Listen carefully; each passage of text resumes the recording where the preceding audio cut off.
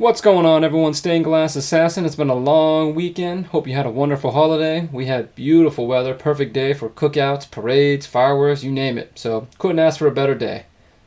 Well, Indiana Jones and the Dial of Destiny was released over the weekend, and of course, unsurprisingly, it fell flat on its face. Despite having the extended holiday weekend, it only landed, well, technically this is updated from Wednesday, but it's currently sitting at $159 million. Now, this movie is one of the most expensive movies ever produced at roughly $295 million for its budget. So this is not a great start. And of course, I've seen over the weekend, there's all sorts of, the shill sites are out making excuses. They're, twisting things up. I saw one talk about how it's smashing the box office in the UK. And we scroll down here, we see that $9 million is blowing the doors off the UK. Let's not forget the UK includes England, Wales, Scotland, technically Northern Ireland, but I'm guessing Box Office Mojo includes all of Ireland because I don't see a separate, box office entry here. And they also include the, Crown dependencies like Isle of Man, Guernsey, Jersey. So it's a lot of areas there. So 9 million isn't exactly super impressive. But the thing that stands out for me internationally is none of these have double digits. Like there's nothing here, even China, none of these. So internationally, the box office, they're not going to get much. It's going to have a fall off here. They're going to have to rely on the domestic total, which I think this weekend it'll still do pretty well because, holiday, people were traveling. I was traveling, so people didn't get a chance to go see it. There's really not much coming out, no competition. I believe Mission Impossible comes out next week, so that'll be a huge drop off for Indy. But the thing that I'm focused on here is the 159 million, because in a previous video I talked about this movie needs to make roughly 700 plus million to make its money back. And I had a buddy watch my video and he kind of laughed and said, that's a stupid number, that's a ridiculous number. Well, I saw this article on my trip from Forbes, and it talked about Disney reveals Doctor Strange 2 cost 100 million more than its estimated budget. Now, I'm not going to go over the article, but it scrolls down here and it says, it was reimbursed a total of 54.5 million, bringing the net production cost of the picture to 294.5 million. Now that's almost identical to Indiana Jones, 295 million. So we'll just say it's roughly the same. Now obviously the numbers aren't always the same for movies. Different movies have different deals with theaters. I've read about what they call the sliding scale equation and how they determine, the cuts for theaters and the percentages. So not everything is going to be the same, but for the sake of argument, this is probably pretty close. But anyway, you scroll down here, it says, where was that at? According to industry analyst Box Office Mojo, Doctor Strange and the Multiverse of Madness grossed 955.8 million, making it the most successful of the three films Marvel released in 2022. Key here, the increased spending on post-production narrowed the movie's margin, leaving it with a profit of only 183.4 million. So if I'm just doing some simple math, let me pull up the old phone real quick here.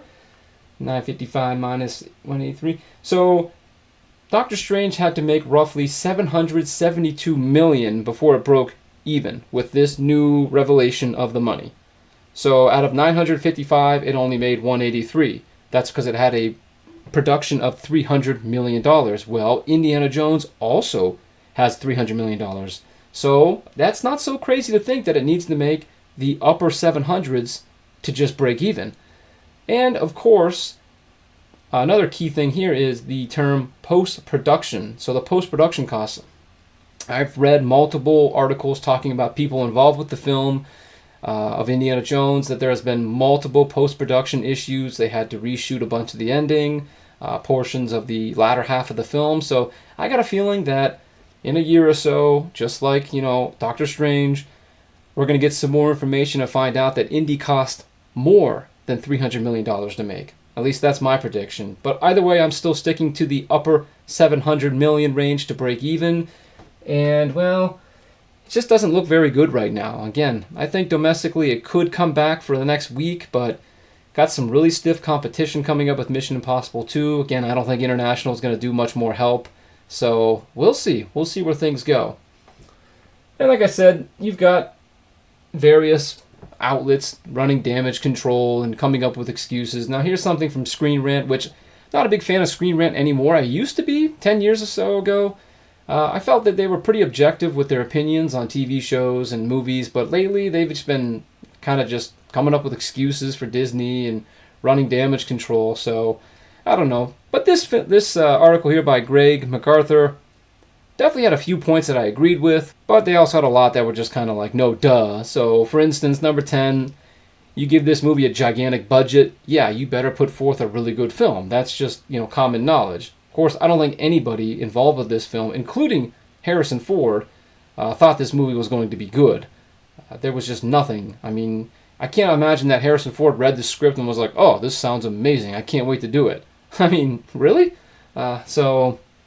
Number 9 here, Kingdom of the Crystal Skull made people skeptical. Yeah, definitely. I mean, to its credit, Crystal Skull had some decent moments. And it felt like a Indiana Jones adventure. It just, the end product wasn't good enough. It felt like a cash grab. So it says here, yes, Spielberg wasn't directing. I don't even think Spielberg could have saved this film. Here's number 7. This is the one I'm talking about. Here's your damage control. Indiana Jones 5 faced unusually stiff competition this summer at the summer box office. So they go on to claim that essentially films like Guardians of the Galaxy, Spider-Man, Transformers, The Flash, Asteroid City, and No Hard Feelings were stiff competition. Look, Guardians of the Galaxy has been out for 2 months. Spider-Man and Transformers have been out for about a month now, 5 weeks. Flash, no one's going to see The Flash. Box office numbers don't lie on that. Asteroid City, No Hard Feelings, they're both comedy, dramatic comedies. Those movies don't bring in hundreds of millions of dollars. So the simple fact is that none of these films should have been stiff competition.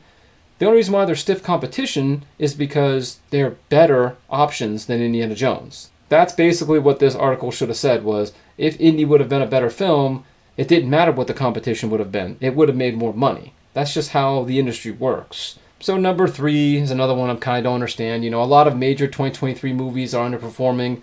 They underperform if they're not good. Now sometimes movies, kind of like some MCU films, or Fast X in this instance, like they point out here, I think that those are because of exhaustion. How many fast movies can you go to before finally you're like, whatever, I'll just wait till it comes out on streaming because I've seen this movie 9 times, or at least 6 or 7 times before they started getting ridiculous. Kind of like when Jason Voorhees became an unstoppable undead monster. Same thing over and over again. Transformers, I've actually heard this is a pretty good movie, but nonetheless, but good movies make money. Avatar made a lot of money. Mario Brothers made a lot of money. You know what I mean? Bad movies don't make money. So to say that Indiana Jones is underperforming simply because other movies are underperforming is not a good enough excuse.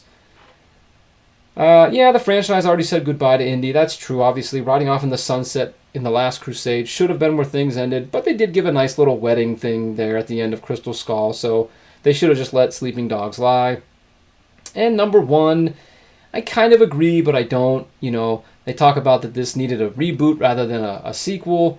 There are some, franchises that don't need reboots. Back to the Future doesn't need a reboot. I don't think Indy needed a reboot. It didn't need Crystal Skull, but it certainly didn't need this movie. But I suppose if you were going to reboot to try to reach a whole new audience, I could understand that. I could see Chris Pratt, Jurassic World Chris Pratt, not Star-Lord Chris Pratt, but I could see him wearing the hat and the whip. He might be able to pull that off pretty good. But unfortunately, what this type of article and many others like it, they omit the number 1 reason why this movie failed and why they talk about it needed a full reboot. Well, they're trying to reboot it, okay? The reason why this movie is here is because this is yet another in the long line of Disney, Kathleen Kennedy, destroying a franchise, erasing a character that everyone loves, especially if it's a male, in this case, Indiana Jones, and then rebooting it with an activist character to essentially further their agenda. It hasn't worked for Star Wars, it's not working in the MCU, and it's not going to work for Indiana Jones. So technically, number 1, they talk about it needed a reboot. That's what this is technically. Kathleen Kennedy wants Phoebe Waller-Fleabag to essentially become Indiana Jones. They would love nothing more like Rey Palpatine and, look how many female replacements in the MCU. We got Cassie Lang, and we've got Kate Bishop, and She-Hulk, and Riri Williams, so it's clear that this is the same path, but it's not going to work because, it's going to bomb at the box office because people don't want those replacements. So sites like this tend to kind of overlook that. that's kind of why I stay away from it. But someone sent me this link while I was traveling home, so I decided to take a look at it. But yeah, Indiana Jones, it's just, I can't believe that I'm actually making a video talking about a movie bombing with Indiana Jones, but here we are. And I think the main reason why I wanted to make this video is because when I read that Doctor Strange article, it kind of, I'm not going to give myself too much credit because I don't do the research, but when I said that Indiana Jones was going to have to make, 700 plus million, a lot of people scoffed. I got a buddy who's a huge Indy fan. He said, no way, not even close. I'm going to say yes, it does need to make somewhere in the 700 million range, and I don't think it's going to do that. So I think this is going to be one of those films that loses at least $100 million, if not more, which will put Disney in full panic mode because the only thing they got left is the Marvels. And, well, I got a feeling we're going to be seeing a lot of damage control articles when that comes out too. But I just wanted to make a quick video as I got home, unpacking, getting things back in order. So in any case, let me know what you think down in the comments. Do you think that 700 million to break even is in the ballpark? Or do you think that they might get it? I mean, I don't know. I don't think that it'll even come close to that. But in any case, I look forward to reading the comments. If you liked the video, like and subscribe so you know when the next one comes out. If you didn't like the video, I still appreciate you watching. But until we meet again, thanks for watching. I'll see you next time.